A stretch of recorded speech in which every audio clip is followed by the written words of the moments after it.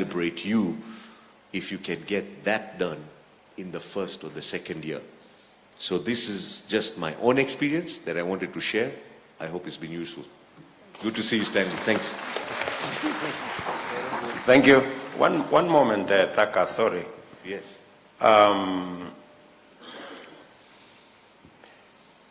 Let me go to healthcare financing. Yes. Because that's really the elephant, you know, in terms of where we are today with NHIF, the public deployment of resources, private health insurance, and the whole of that scale.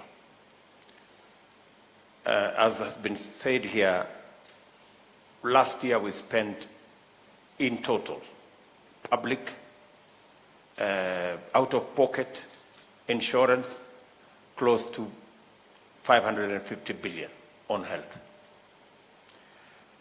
Now, when you say we need a mixed system, you're saying those who can afford private insurance should continue, should be allowed. Yes. And then the people in NHIF should go to public hospitals. Isn't it possible to make it seamless and continuous? Isn't it possible for us, for example, to say, if you are on a private insurance of 80,000 a year, yeah, it's possible for that private provider to cede whatever it is, 20,000 yes, of the 80,000 yes, to NHIF. Agreed. To provide the base. Yes. And then the next levels of engagement, as you climb up the ladder of health provision, then the insurance can pick it up from there. So that we do not have two sets. We have one set, but it is continuous, seamless, but structured. I see. Don't you think it's a good suggestion. Let me give you a collaborative proposal. Let's say I'm paying 80,000 for private insurance and I give a levy of 20,000. I want to just use your same argument. Or let's say I call it the fee. And we have, say, 3 million people in private insurance here. And if we divide it by 47 counties, that amount of money that we could get from them as a levy could help 47 counties sponsor the people who are not members of NHIF. So, you know, what I wanted to think of, I don't know the exact numbers, but something that I want to speak with David.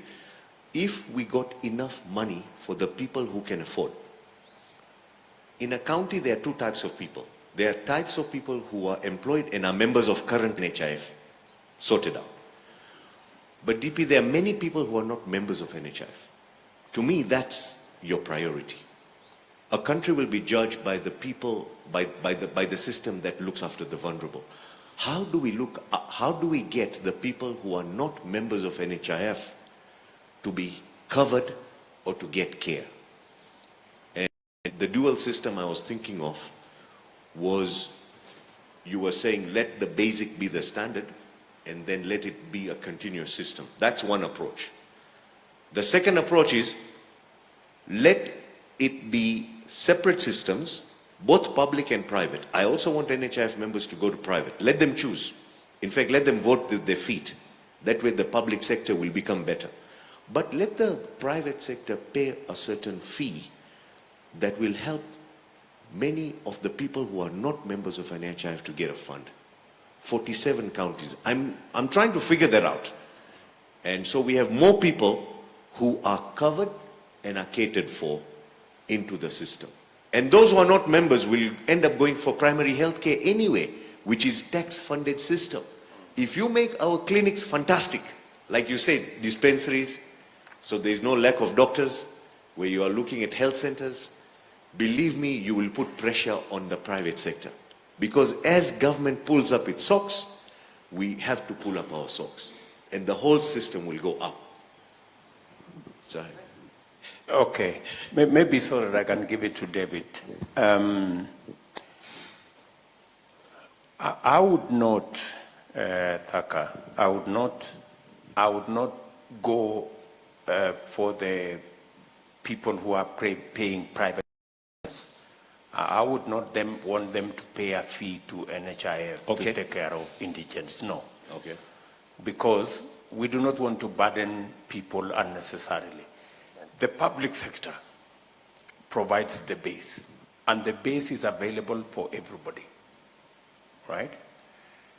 What I'm looking at is we want a seamless health provision, seamless, so that, but everybody gets a piece of, especially the people who pay private insurance.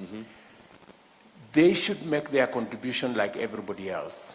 Agreed. And benefit from primary health using NHIF. NHIF. Right?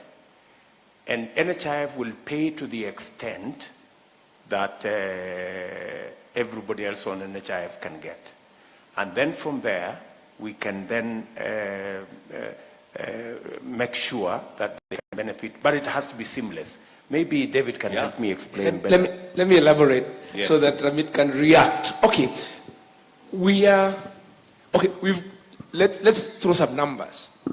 The thing we want to sort of react to, and you're the best person to react because you run a private MO, correct? Correct.